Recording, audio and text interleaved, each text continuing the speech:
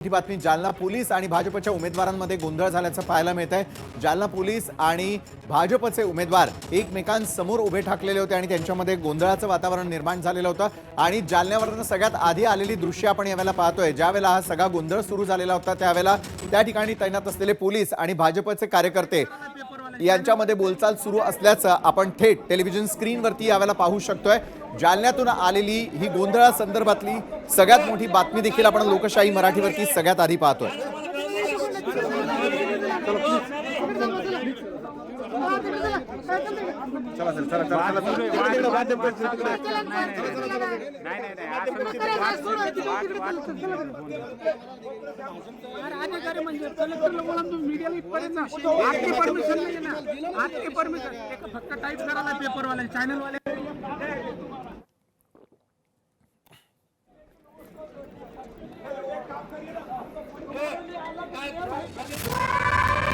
मुंबईमध्ये सुरुवातीच्या कलांमध्ये महायुती मात्र आता आघाडीवरती गेलेली आहे। महायुतीनं या ठिकाणी आपला गड राखण्यासाठी शर्थीचे प्रयत्न केले होते। मुंबईमधील कलांमध्ये ठाकरेंची युती मात्र त्या ठिकाणी जी आहे त्या संदर्भातही सगळ्यांना उत्सुकता लागूनच होती।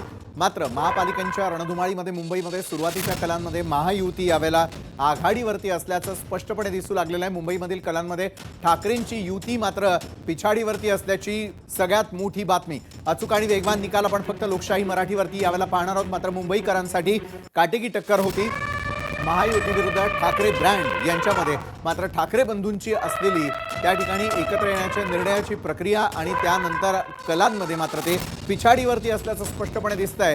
अचूक आणि वेगवान निकालांसह आपण यावेळेला पोहोचतोय। मुंबईकरांसाठी महाराष्ट्रातल्या तमाम लोकांचं मुंबई महापालिकेच्या निकालांकडे लक्ष लागलेलं आणि मुंबईत सुरुवातीच्या कलांमध्ये महायुती मात्र आघाडीवरती आहे हे स्पष्ट होताना दिसतंय। ठाकरेंची असलेली युती मात्र आता देखील पिछाडीवरती आहे। निकाल कधी बदलू शकतात आणि निकालांसंदर्भामध्ये अगदी काही क्षणांपूर्वी संजय राऊतांनी माध्यमांशी प्रतिक्रिया दिलेली होती। माध्यमांशी प्रतिक्रिया देत असताना मात्र ठाकरेंचाच महापौर होणार असा त्यांनी देखील त्या ठिकाणी सूर आवळलेला होता। जळगाव पालिकेमध्ये नेमकं काय होताना दिसतंय त्या संदर्भातले देखील आपण आकडेवारी पाहणार आहोतच।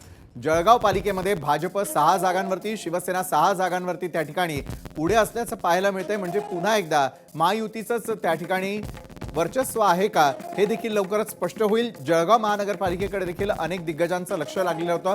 मोठमोठ्या नेत्यांच्या सभा देखील त्या ठिकाणी पार पडलेल्या होत्या आणि त्यानंतर जळगाव महापालिकेसंदर्भातही अनेकांना असलेल्या उत्सुकतेसंदर्भातली सगळ्यात मोठी आकडेवारी सगळ्यात आधी आपण महापालिकांच्या महानिकालांमध्ये पाहतोय। सोलापूरकरांसाठी देखील सोलापुरातील 15 जागांवरती भाजपनं आघाडी घेतलेली आहे।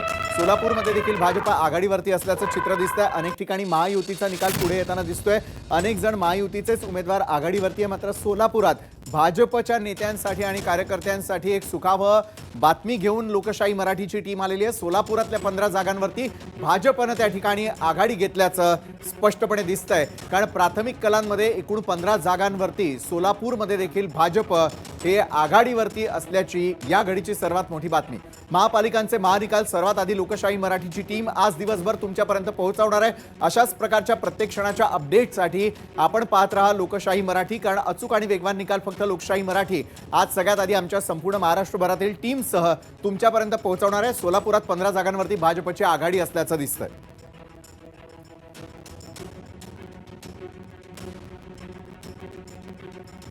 सोलापूर वासियांसाठी यावेळेला खरं तर ही महत्त्वाची बातमी। कारण सोलापूरकरांनी नेमका कल कुणाला दिलेला आहे हे संपूर्ण निकाल स्पष्ट झाल्यानंतरच दिसेल। मात्र प्राथमिक कल ज्यावेळेला सुरुवात होतात त्यावेळेला सोलापुरातील एकूण 15 जागांवरती त्या ठिकाणी भाजपनं सरशी केलेली आहे। नागपूरमध्ये मात्र आता आकडेवारी बदलताना दिसते कारण प्रत्येक क्षणाचे अपडेट्स येतात। नागपूरमध्ये देखील भाजपच त्या ठिकाणी आघाडीवरती असल्याचं दिसतंय आणि यावेळेला तर तब्बल 12 जागांवरती भाजप आघाडीवरती असल्याचं आपल्याला पाहायला मिळतंय। कारण नागपूरमध्ये देखील भाजपचं जबरदस्त वर्चस्व आहे आणि त्याच नागपूरमध्ये ज्या ठिकाणी राज्याचे मुख्यमंत्री देवेंद्र फडणवीस राहतात, केंद्रीय मंत्री नितीन गडकरी राहतात, त्यांच्या सभा आणि प्रचाराचा धडाका नागपूरकरांनी अनुभवलेला होता। त्यापाठोपाठ मालेगावच्या केंद्राबाहेर मात्र कार्यकर्त्यांनी यावेळेला गर्दी केलेली आहे। कारण मालेगावच्या निकालांकडे तुमच्या सगळ्यांचं लक्ष असेल। मात्र मालेगावमधले जे मतमोजणी केंद्र आहे त्या केंद्रांबाहेर कार्यकर्त्यांनी मात्र मोठी गर्दी केल्याचं दिसून येत आहे।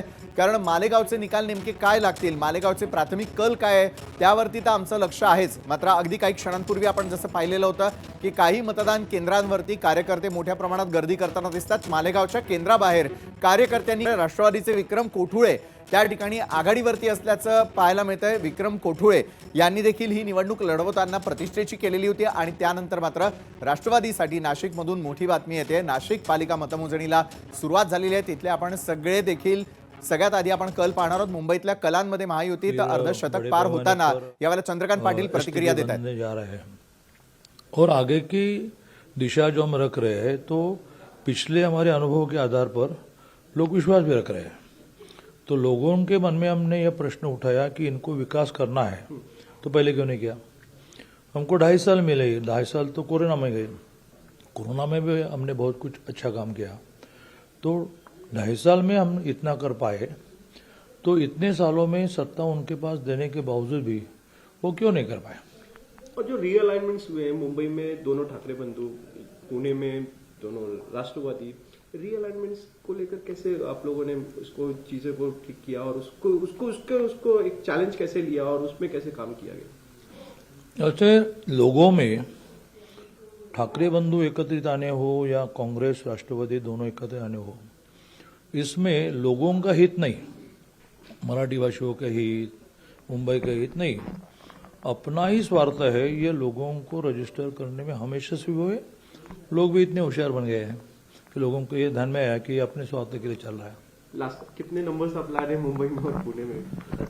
मुंबई में तो मैंने कल ही आपको बताया कि 90 बीजेपी और 40 शिवसेना। इसको कोई अपवाद, इसको कोई ठेस पहुंचेगी नहीं। शायद ये 10 से और बढ़ेगा। पूना में 115 के नीचे नहीं जाएंगे, पिंपरी में 80 के नीचे नहीं जाएंगे, कोल्हापुर में 65 के नीचे नहीं जाएंगे, इचलकरंजी में 45 के नीचे नहीं जाएंगे, सांगली में 45 के नीचे नहीं जाएंगे। कार्यकर्ताओं को तर एका बाजूला अर्धशतक जे आहे ते गाठताना त्या ठिकाणी आघाडी मिळवत असताना चंद्रकांत पाटील यांची प्रतिक्रिया आपण ऐकली। त्यानंतर मीरा भाईंदरमध्ये मात्र मतमोजणीला सुरुवात झालेली आहे। मतमोजणी केंद्राबाहेर कार्यकर्त्यांनी मोठी गर्दी केल्याचं देखील पाहायला मिळतंय, कारण मीरा भाईंदरमध्ये देखील काय आज कल येताना दिसतात। मीरा भाईंदरकरांनी नेमकी कुणाला त्या ठिकाणी मतमोजणीच्या आधी मतदान करताना पसंती दिलेली आहे हे देखील स्पष्ट होईलच। मीरा भाईंदरमध्ये मतमोजणीला सुरुवातच नसल्याचं पाहायला मिळतंय आणि त्या कारणामुळे केंद्राबाहेर कार्यकर्त्यांनी मोठ्या प्रमाणामध्ये गर्दी केलेली आहे। मीरा भाईंदरच्या मतमोजणीला सुरुवात का नाही याचं देखील प्रश्न अनेक जण विचारताना पाहायला मिळतात। त्यानंतरची आणखी एक ब्रेकिंग न्यूज, जळगाव महापालिकेमध्ये पोस्टल मतदान जे करण्यात आलेलं होतं त्याच्या मतमोजणीला सुरुवात होताना दिसते। भाजपचे 5 तर शिवसेनेचे 3 उमेदवार या पोस्टल मतमोजणीमध्ये आघाडीवरती असल्याचं चित्र आहे। जळगाव महापालिका पोस्टल मतदानाचे प्राथमिक कल आपण यावेळेला पाहतोय आणि जळगावमध्ये देखील तशाच प्रकारचं चित्र पाहायला मिळतंय, कारण पोस्टल मतदानामध्ये त्या ठिकाणी कोण आघाडीवरती आहे कोण पिछाडीवरती आहे ते आपण पाहूयात। भाजपचे 5 तर शिवसेनेचे 3 उमेदवार त्या ठिकाणी आघाडीवरती आहे, त्यामुळे भाजप आणि शिवसेनाचं सरशी करत असल्याचं चित्र हे जळगावमध्ये देखील पाहायला मिळतंय। पाठोपाठ नागपूर पालिकेमध्ये मात्र चित्र काय आहे तर नागपूरमध्ये भाजप आतापर्यंत 12 जागांवरती आघाडीवरती आहे, तर काँग्रेस त्या ठिकाणी 3 जागांवरती आघाडीवरती आहे। इतर पक्षांचं मात्र फारसं त्या ठिकाणी प्राबल्य नसल्या कारणामुळे त्या ठिकाणी त्यांचे काय निकाल येतात याकडे देखील आपलं लक्ष असेल। मात्र प्रत्येक राजकीय पक्ष निवडणुका जिंकण्याच्याच पद्धतीसाठी किंवा नागपूरमध्ये काय चित्र असेल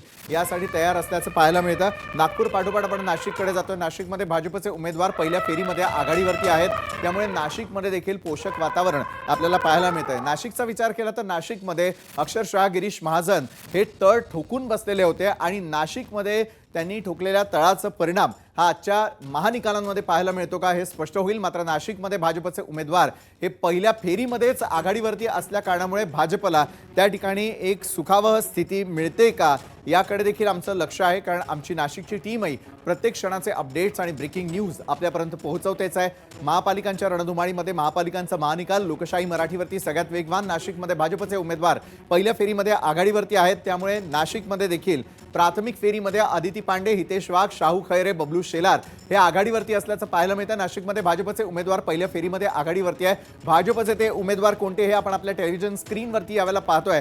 ही नावं सगळ्यात आधी लोकशाही मराठी आपल्यापर्यंत घेऊन आलेलं नाशिकमध्ये जे आश्वासक चित्र भाजपसाठी निर्माण होत आहे त्यामध्ये कोणाचं कॉन्ट्रीब्युशन आहे तर आदिती पांडे, हितेश वाघ हे महत्त्वपूर्ण त्या ठिकाणी असलेले त्यांचे उमेदवार होते. मुंबईमध्ये आतापर्यंत 10 जागांचे कल मात्र स्पष्ट होताना दिसतात. मुंबईमध्ये आतापर्यंत 10 जागांचे कल हाती आलेले आहेत आणि मुंबईचे कल सगळ्यात आधी आपल्याकडे, कारण 100 पैकी भाजप शिंदेचे उमेदवार 50 जागांवरती आघाडीवरती आहेत. त्यामुळे त्या ठिकाणी हाफ सेंचुरीवरती आघाडीवरती असलेले जे प्राथमिक कल आहे ते आपण यावेळेला पाहतोय. मुंबईमध्ये आतापर्यंत 100 पैकी भाजप आणि शिंदेचे उमेदवार तब्बल 50 जागांवर आघाडीवरती आहेत.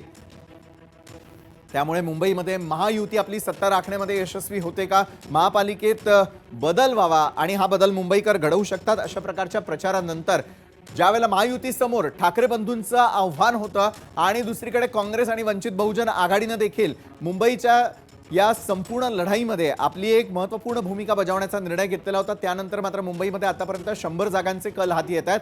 100 जागांपैकी भाजप आणि शिवसेना 50 जागांवर आघाडीवरती आहेत.